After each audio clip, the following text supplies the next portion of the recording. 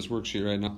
It's a little tricky, but let's get into it. We've been combining vectors, and you know that if you have one that goes over this way, we go tip to tail, got a second one that goes up. What that really means is the net of these two vectors is this. This is your resultant. Goes over 4 this way, up 3 that way, and that makes this must be a resultant displacement or whatever of 5. All right, so that's all good. You did your Pythagoras. Same thing over here. If we do, like, for example, this vector, and then tip to tail, we add the other vector, tip to tail. We know really we're starting here, starting here and ending up there. This is our resultant vector. You guys have done a good job of those. This would be your resultant over there. It gets more tricky down here. So we're going to get more mathy with this stuff. So here we go. For this guy, we've got this triangle. And I'm going to give you a very simple explanation of this, and then we're going to get more complex. Do an x, y table for each vector. For the red one, notice the x direction, it moves over 4. It doesn't go up or down at all, so the y is 0. For the blue vector, it doesn't move back or forth in the x direction at all, so that's 0, but it does go up 3. So when you tally these up, that's 4 in the x, 3 in the y, and you end up with this triangle that's 4 in the x, 3 in the y. So we know using Pythag that 3 squared plus 4 squared equals 25, and the square root of that is 5. So what we can say here for number 1 is the magnitude is 5 centimeters, and that's because each of those lines represents 1 centimeter. But the direction presents a new challenge, and we have to bust this stuff out. Remember SOHCAHTOA?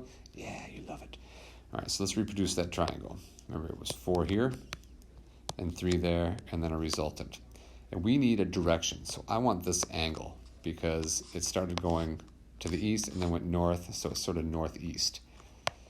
So we know that this is the opposite, this is the adjacent, so therefore I'm going to use this one because it has both of those things. And I'll say that tangent of theta equals opposite over adjacent. By the way, what's theta? It's just an abbreviation we use for any old angle. Now, I don't want to know what tangent of theta is. I want to know what theta is. I want an expression that says theta equals blah, blah, blah. So I got to get rid of the tangent. And the way you do that is by taking the inverse tangent of the tangent of theta. But if you do it to the right, or the left side, you got to do it to the left. So inverse tangent of opposite over adjacent. These cancel. You end up with theta equals the inverse tangent of 3 over 4. Because remember, 3 was our opposite, 4 was our adjacent. Punch those numbers into your calculators. Make sure you're in degrees, not in radians. And you go, second tangent, 3 divided by 4 equals, and that is a 37 degree angle. So here I'd say that it's 5 centimeters, 37 degrees north of east. All right, pretty basic. I've got about 6 minutes to do another one of these, then I got to go to class. So let's try another one. Let's try this guy here. We know it's got our first vector, does that. Our second vector does this. All right, let's make our xy table. X, y. The red vector, the x is 3, the y is 1. The blue vector, the x is 1, the y is 3. So when we add all the x and y motion up, we know that the total motion of the x is 4, the total motion of the y is 4. So really, when we draw a resultant vector from here up to there, what that says is that we went over 4 and up 4. That's what these numbers mean. So you can go ahead and do your math and do your Pythag, and that's going to be 16 plus 16 equals to the 0.5 square root of that. This is a 5.6 centimeter line. So we'll go to number 2, and we'll say that it's 5.6 centimeters. But how do we find this angle? Well, let's redraw the new triangle down here. We know that it is over 4, up 4, with the resultant there. We know that this is 5.6. We want that angle relative to the flattest spot that we can find. And once again, we're going to do the same deal. We know that you've got 4, 4, and then something else. This is your opposite. This is your adjacent. This is your theta. So inverse tangent of theta equals your 4 over 4. do your numbers, or sorry, I'm going to start that over. Clean that up just a little bit. Sorry, I'm going fast because I'm trying to get out of here. We know that tangent of theta equals your opposite, which is 4, over your adjacent, which is also 4, but I don't want tangent, I want the theta. So I'm going to do inverse tangent of both sides. That's just 1. And end up with theta equals inverse tangent of 1. So theta equals, I'm going to use my calculator here, inverse tangent of 1. Dang it. Inverse tangent of 1 equals, and that is a 45 degree angle. But you knew that.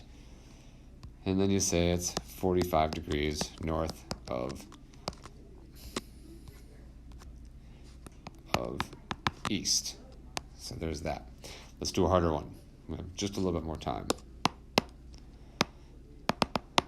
All right, so we've got a red vector. We've got a blue vector. They've been added up already, tip to tail. The resultant vector is going to be like that. That's your resultant. All right, let's do our XY table. X, Y. The red one here goes over 1 and up 4. The blue one goes over 2, but check it out. Now it's going down 3, so negative 3. So we draw a line there. We know the total is 3 and 1. And if you look at this last thing, it goes 3 and 1. Our resultant vector is that. So we'll go down here. Let's get rid of this noise. We know that we've got a triangle that goes over 3, up 1 to give us our resultant. Get the length of that. 3 squared plus 1 equals square root equals 3.16 centimeters. And then we have to figure out the angle. So it's going to be theta equals tangent negative 1 of 1 over 3. So inverse tangent of 1 divided by 3 equals, and that's about 18 degrees north of east. All of these are north of east so far.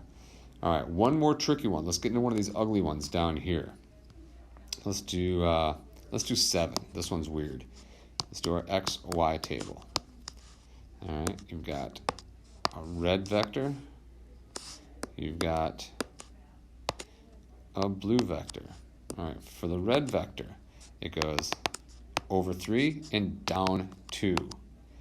For the blue vector, it goes backwards 3 and also down 2. So when you total those up, you get 0 and negative 4. Your resultant vector is really just going to be straight down 4. So this is easy. What number is that? 7. We'll just say it's 4 centimeters south, straight south. All right, I'm going to wrap it up because I got to go teach.